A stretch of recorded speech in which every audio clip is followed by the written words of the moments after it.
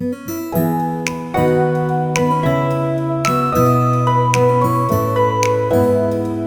watching Jillian's. Talagang purpose nga pala rin ng pagpaparenovate or makeover namin para flood control. So, anti-flood kasi bahain dito sa lugar namin. Mag-uumpisa kaming pasukin dito sa CR. Bale, third renovation na ng CR namin na ito. Yung second renovation nangyari noong 2021, that was 5 years ago, dahil sa baradong pipeline, sa floor drain. Hindi na tumatakbo yung tubig ng maayos. Kaya nagpa-renovate kami noong 2021. So, ito yon yung renovation ng 2021. Ito yung original na itsura ng CR namin. And then, ito yung after ng renovation, yung second renovation. So ngayon, third renovation, dahil naman sa matinding pagbabaha dito sa Metro Manila, sa dami-dami na tayo, matindi talaga ang pagbabaha dahil dati naman hindi kami pinapasok. Pero ngayon, pinapasok na kami. Pumasok yung baha na sa amin at nakikita mo yung cabinet niya, kaya nataranta ako. Ayan. Ayan yung cabinet. Yung mancha ng baha, makikita mo sa ilalim. Yan. Yan yung pinasok na tubig sa amin. So kung ayan yung highlight ng pader, halos magpapantay na sila. Kaya pala ang tagal kong tinanggal yung tubig sa loob dito. Ayan ang level niya. Kasi baka matuyo yung kahoy, mawalan tayo ng reference, at least na i-record ko. So bali, ayan, ito pa yung isa, yung kahon. Ayan, ayan yung level ng baha. Kaya nataranta ako sa rep, kaya binunod ko kagad. Taas. Ngayon, na-imap ko na yung tubig, wala na. So siguro, kung ito yung pader, ayan, mga ganito kataas yung tubig kanina. Siguro mga ganyan, pumasok yung baha. Nanggaling siya dito. Lahat dito sa drainage na yan. Pumasok siya, umapaw siya. Tapos umagos siya papunta dito. Yan. Tapos yun na. Alam ko na solusyon dyan. Ipapa-elevate ko tong CR. Itataas yung sa Ito yung original plan ng renovation ng buong ground floor. Napagawa na namin lahat ito, pero during the process, may mga changes na nangyari. Nagpa-renovate kami dahil nga binabaha kami dito at nag-uumpisa yun sa bathroom. Kaya umpisahan natin sa bathroom ang video. Pakiabangan na lang ang mga susunod na video para sa mga makeover ng ibang parts ng bahay.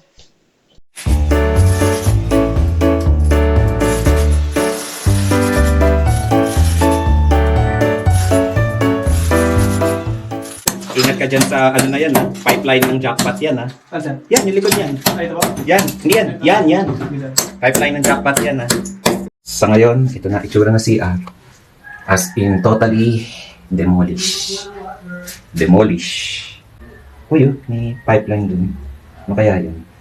So, eto na siya, yung CR. So, yun na siya. Kaya na yung step niya. Yan yung magiging hakbang niya.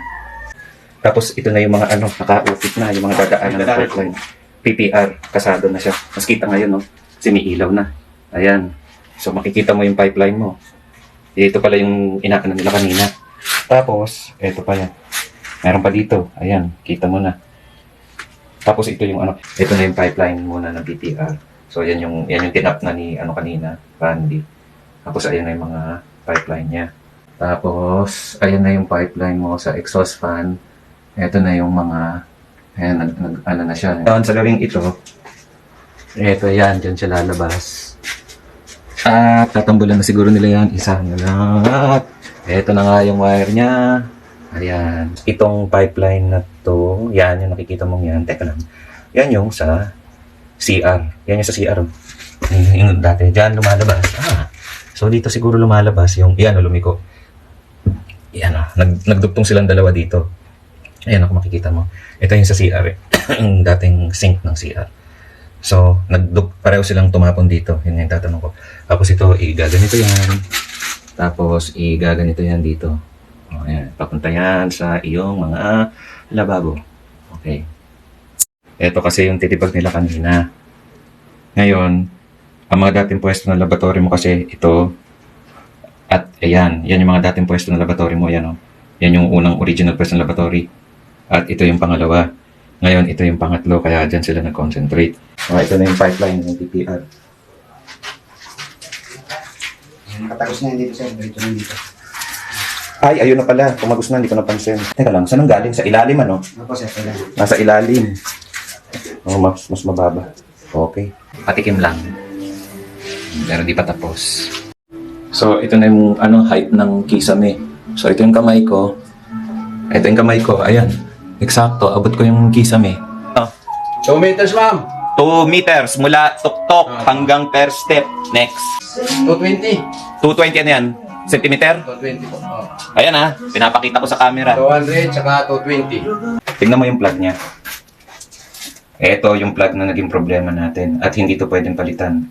Bakit? Kamo, ayan, tingnan mo, hindi siya shoot dito. Dahil meron siyang feature. Hindi to pwedeng putulin basta-basta kasi mawawala tong dalawang feature na to. Tingnan mo to. Hindi to shoot dito. Kailangan natin ito. Ito ang papalitan mo. Okay, dito naman tayo sa bathroom or comfort room. So, umpisa tayo dito sa pinto. Okay, so ito, hindi rin to na ikabit. Kami lang magpinsan ang nagkabit niyan. So, mamaya, ay teka lang, buksan ko. Pag isa lang yung kamay, ang hirap buksan. O isa, ayun, okay. So, ganito siya. O yun, matipid sa space. So, ganyan siya ng CR. Naglagay rin kami ng mga support kasi mataas to, anti-baha. Tingnan nyo, ang taas ng floor. Ayan. O yun, ang taas niya, di ba? Pag umupo ka dito sa toilet, para ka talaga nasa trono. Okay? By the way, eto, smart toilet. Kasi, kaya smart toilet ang binili namin para iwas bisik-bisik ng mga tubig kasi nga maliit lang ng CR and then wala na kaming strainer dito lang sa shower area. So, ayan. Kasi eto may built-in na panghugas. Ayun no. Tsaka pang dry. Pero syempre, for emergency, pag nawalan kasi de kuryente siya. So, pag nawalan ng kuryente, kami. Or tubig pala. Ay, ano ba? Pag nawalan nga pala ng kuryente, may manual button pala dito sa gilid. Ayun no. So, okay lang pala kahit walang kuryente. Isa pa, konti lang yung difference niya sa manual na toilet. So, post ko yung link dito para kung interested kayo. Konti lang talaga. Alam ko nga ang mahal-mahal. Tara nakita ko yung sabi ko, konti naman yung difference. So, ayun. Smart toilet na kami. Tsaka parang mas madali siyang linisin. Or depende siguro kasi eto umiinit kasi to Yun pa. Pag malamig, okay lang kasi umiinit to tapos kumbaga na rin siya, na sterilize na rin siya. So, yung smart toilet meron ano tawag dito? Remote. Yun nga palang yung white. Ako nung nagkabit niyan kasi hindi na naikabit nung nag-install nito dahil hindi niya nakita na nakasiksik siya sa loob ng bowl yung hose niya. So ako na lang nagkabit niyan. And then etong saksakan ay yung outlet. Pinapalitan ko yan sa pinsan ko ng ilan nga po yun? 20 amperes na outlet kasi ang gusto mangyari ng electrician, wala siyang makitang outlet So, ang gusto niya mangyari, adapter na lang. Kaso, research ko, since may heater itong smart toilet, ang pinaka-safe, kailangan nakadiretso siyang nakasaksak sa outlet. Kaya pinapalitan ko na lang, may nahanap naman ako. So, yun nga lang, isa lang siya na pwedeng isaksak. Baka napansin nyo may itim doon, hindi ko matanggal yun sa sulok, sa tiles. Ayan, tingnan natin kung paano siya nag-work. Ayan, kusa siyang bumubukas. And then, yung nandun sa gitna rin yung bidet niya, tsaka yung dryer niya. Okay na rin to kasi pag tumanda tayo, ang hirap yung bidet, kahit bidet siya, kasi babaloktot yung katawan mo kahit papaano medyo mahirap pag matanda na. At least kapag may built-in, dependent na lang siya. Ganun, yun nga lang, kapag walang kuryente, nandun yung knob niya for manual built-in bidet. Pero bihira lang naman mag-blackout. At saka may extra bidet dito. Just in case lang. So far naman okay siya. Tapos meron siyang night light. Meron dito sa loob kaso ang bilis lang na wala. Sa mga boys, pwede siyang dito, pindutin nila sa paa. Kasi na yun, ayun, eto. Ayan, tapos kusa siyang tataas. Kasi kailangan nakataas siya, di ba? Pag wiwiwi kayo. And then, pindutin nyo lang ulit yan. Kusang bababa pareho. And then, kusa siyang magpa-flash. Sa mga makakalimutan mag-flash, no worries na kasi kusa naman siyang nagpa-flash. Okay, and then, meron siyang screen doon. So, makikita mo kung ano yung temperature ng heater, yung sa rim niya. Tapos, eto siya. Ayan. Yung reading. Okay? Ayan, tumaas na naman siya. Sobrang sensitive na lang. Minsan, nung bago to, nakakagulat eh. Sana yan lang din. By the way, pakita ko rin sa inyo yung ginagamit namin ngayon na panlinis sa CR. Sobrang nakakatawa to kasi hindi mo na kailangang mag-brush kasi yan nga, no scrub formula. I-spray mo lang siya sa mga stains. Tapos mga ilang minuto lang, alis na lahat ng stains. So, medyo maamoy nga lang siya. Pero, hindi, kumbaga, less hassle. Hindi mo na kailangang i-brush. Wala lang, hindi naman to promotion or hindi ka sponsored, pero natutuwa lang ako sa product na ito. Mr. Muscle Mold and Mildew Stain Remover. Ito, hindi ko bumili ng electric dehumidifier. Ito yung nag-search ako para daw anti-molds. Hindi dapat yung humidifier, dapat dehumidifier. Kaso, wala akong saksakan, isa lang saksakan dito. So, naghanap ako ng hindi electric. Ito siya. Meron siyang mga beads, yung white, and then meron siyang charcoal. Ayan, ang naipon yung tubig. Hindi pa siya ubos eh. Post ko na lang din ang link. So, and then ito, maling lang to eh, binigay sa akin. Kaso, hindi na pinareturn ni Shopee yata. Yung nakakatawa kay Shopee, mas madali siyang, mas madali makapag-transact sa kanya kaysa sa Lazada, although bumibili rin ako. Pero pagdating sa mga refund or yung mga palpak na delivery sa atin, mas madaling mag-transact sa Shopee. Tapos minsan, hindi na nga nila pinapabalik. Kaya refund lang nila. Kumbaga, matututo talagang mag-ingat yung seller at saka courier sa mga items nila. Okay? Tapos, ito, ayan, binili ko rin sa Shopee, Lazada. Ito luma na to. Ito yung dati namin. Ito, bago. Naka-magnet siya para ma-close. Ayan, may dinitikat na magnet. So, ayan, tara, buksan natin. Ayan. So, ito lang yung nagdi-divide sa shower. Sa shower, tsaka sa toilet. So, L-type siya. Ayan. Natin na natin sa labas. Ayan, ganyan siya. Pag may mag-shower. And then, buksan na lang natin. Or, by the way, ito nga pala, meron din dito. Support. Pag matanda na. Tsaka yun nga. Ang hirap pang makita minsan. Pag tumatanda. So, yun. Okay. And then, pinapalitan din natin ang shower. Ayan, konti lang din ang difference niyan sa mga ordinary showers. Piano shower, kompleto na siya. Nagkamali dyan eh. Muntik na ilagay dyan yung ordinary na shower. Kasi hinabol lang yan, kaya kung mapapansin nyo, iba yung tiles. Hinabol lang siya. Yun, meron siyang pang gripo, pang bidet, dalawang shower. Ito yung control sa tubig tsaka sa temperature. Okay? And then, syempre, meron din tayong support dito. Ayun, hindi ko natanggal. Ginagawa kong sabitan ng pang-tali ng buhok.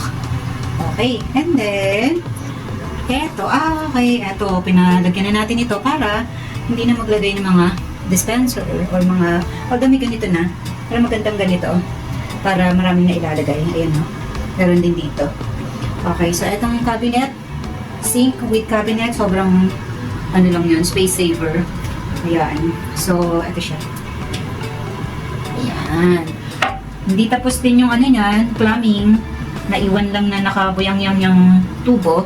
So, ako na rin ang nagkabit. All around tayo eh. Kahit babae, matuto tayo sa gawaing pang lalaki. Okay? So, and then ito. Hindi ko lang sure kung Shopee o Lazada, pero ipopost ko na lang din link. Set na yan, set. Then ito, same. Shopee or Lazada, medicine cabinet. So, post ko na lang din. And then, yung mga lamp. Ganyan din yung sa bedroom eh, kaso nga hindi ko mapakita sa inyo. And then, pinabago rin namin, ginawa na namin pin light. Okay, pati yung, yung heater, iba na rin yan. Mas mura tong heater na to eh, kaysa sa dati namin. Yung dati namin nandun sa office namin, may CR kasi doon. Mas mura to, pero okay siya. Okay yung performance niya. So, ayan. Ayan siya. So, mababaw lang yung shower area, pero okay naman na. Okay, so lahat ng binili dito sa bathroom or CR, ipopost ko na lang yung link. Nga pala, smart switch rin yan. So, kapag inutusan natin si Alexa, inutusan natin si Alexa. Hold on. Lahat yan, yung heater. Nga pala, ayan, medyo malaki-laki yung fan, exhaust fan. Ayan, pati yan, kay Alexa, so utusan natin. Pati yung heater. Utusan muna natin. Alexa, bathroom on. Okay, ayun nag-on yung heater. Pero kailangan mo pang i-on yan doon. Pero nandito yung switch niya. Alexa, CR off. Okay. Patay lahat.